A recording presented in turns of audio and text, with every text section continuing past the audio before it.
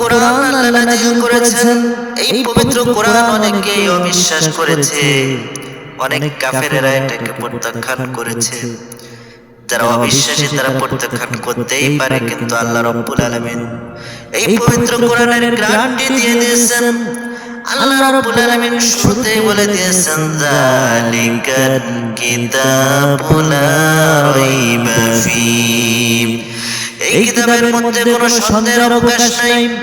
কোন মানুষ এই কিতাবকে সন্দেহ করলে তার ঈমান থাকবে না, পরকাল ধ্বংস হয়ে যাবে। আল্লাহ রাব্বুল আলামিন বিশ্ব নবীকে লক্ষ্য করে বলেছেন, ফাইন কুনতা ফি শাক্কিম মিম্মা আনসালনা ইলাইকা فاسأل الذين يقرؤون الكتاب من قبلك لقد جاءك الحق من ربك فلا تكونن من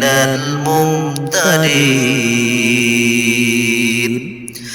আল্লাহ রাব্বুল আলামিন বলছেন, আমি তোমার প্রতি যা অবতীর্ণ করেছি ওতে তুমি যদি সন্দেহে থাকো, তবে তোমার পূর্বের কিতাব যারা পাঠ করে তাদেরকে জিজ্ঞাসা করো।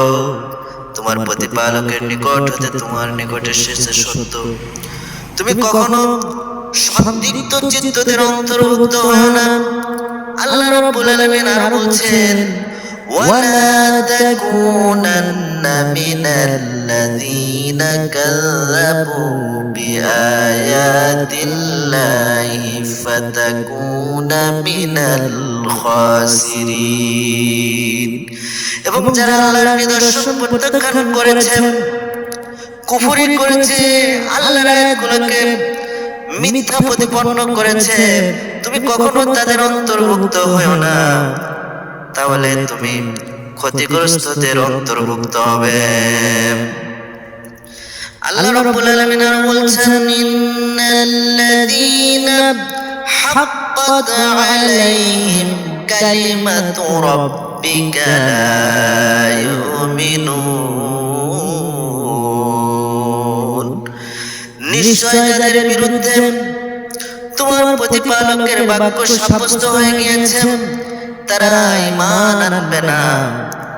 আল্লাহ পাক বলেন, ওয়ালাউ জাতুহুম কুল্লু আয়াতিন হাত্তা ইয়ারাউল আযাবাল আলীম। যদি ওদের নিকট প্রত্যেকটি নিদর্শন আসে, যতক্ষণ না ওরা মর্মন্তুদ শাস্তি প্রত্যক্ষ করবে, কিন্তু তাদের মৃত্যু বা কঠিন শাস্তি আসার পরে তারা যদি ঈমান আনতে চায়, তারপরে আল্লাহ রাব্বুল আলামিন তাদের ঈমানকে গ্রহণ করবে না।